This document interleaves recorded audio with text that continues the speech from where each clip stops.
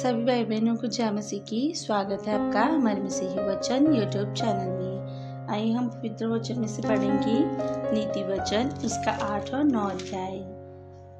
बुद्धि की प्रशंसा में। क्या बुद्धि नहीं पुकारती?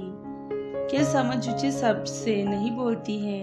वे तो उचित स्थानों पर मार्ग की एक और त्रिमुहानिया में खड़ी होती है, फाटकों के पास नगर के पैठाव में और द्वारों ही में वे ऊंचे स्वर से कहती हैं, हे मनुष्यों, मैं तुमको पुकारती हूँ और मेरी बात सब आदमियों के लिए है। हे भोलो, चतुराई सीखो और हे मूर्खों, अपने मन में समझ लो।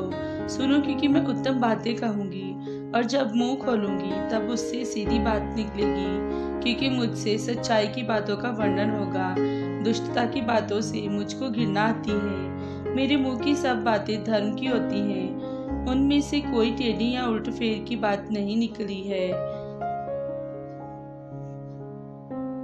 समझ वाले के लिए वे सब सहज और ज्ञान प्राप्त करने वालों के लिए अति सौधी है। चांदी नहीं, मेरी शिक्षा ही को लो और उत्तम कुंदन से बढ़कर ज्ञान को ग्रहण करो, क्योंकि बुद्धि मूंगे से भी अच्छी है और सारी मनभावी वस्तुओं में कोई भी उसके तुल्य नहीं है। मैं जो बुद्धि हूँ, चतुराई में वास करती हूँ और ज्ञान और विवेक को प्राप्त करती हूँ। यहोवा का भय मानना, बुराई से बैर रखना है। घमंड, अहंकार और बुरी चाल और उलटफेर की बातों से भी मैं बैर रखती हूँ। उत्तम युक्ति और खरी बुद्धि मेरी ही है। मैं तो समझ हूँ और पराक्रम भी मेरा है। मेरे ही द्वारा राजा राज्य करते हैं और अधिकारी धर्म से विचार करते हैं। मेरे ही द्वारा राजा, हाकिम और राइस और पृथ्वी के सब न्यायी शासन करते हैं। जो मुझसे प्रेम रखते हैं उनसे मैं भी प्रेम रखती हूँ, और जो मुझको यत्न से तड़के उठकर खोजते हैं वे मुझे पाते हैं। धन और प्रतिष्ठा मेरे पास है, वन ठहरने वाला धन और धर्म भी है। मेरा फल चौके सोने से, वन कुंदन से भी उत्तम है, और मेरी उपज उत्तम चांदी से अच्छी है। मैं धर्म के मार्ग में और न्याय की डगरों के बीच में चलती हूँ, जिससे मैं अपने प्रेमियों को प्रमाद का भागी करूं और उनके भंडारों को भर दूं। यहोवा ने मुझे काम करने के आरंभ में वन अपने प्राचीन काल के कामों से भी पहले उत्पन्न किया। मैं सदा से वन आदि ही से, पृथ्वी की सृष्टि से पहले ही से ठहराई गई हूँ। जब ना तो गहरा सागर था और न जल के सोते थे, तभी से मैं उत्पन्न हुई। जब पहाड़ और पहाड़ियां स्थिर ना की गई थी, तभी से मैं उत्पन्न हुई। जब यहोवा ने ना तो पृथ्वी और ना मैदान, ना जगत की धूलि के परमाणु बनाए थे, इनसे पहले ही मैं उत्पन्न हुई। जब उसने आकाश को स्थिर किया तब मैं वहां थी।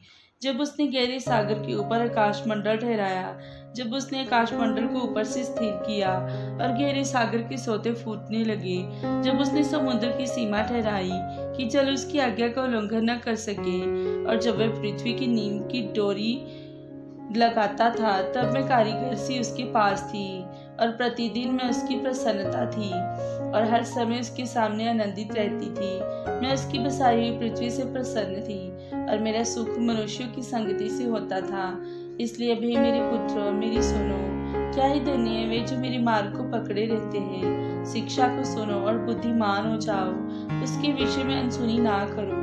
क्या ही धन्य है वे मनुष्य जो मेरी सुनता, वह मेरी देवड़ी पर प्रतिदिन खड़ा रहता और मेरे द्वारों के खंभों के पास दृष्टि लगाए रहता है, क्योंकि जो मुझे पाता है वे जीवन को पाता है और यहोवा उससे प्रसन्न होता है।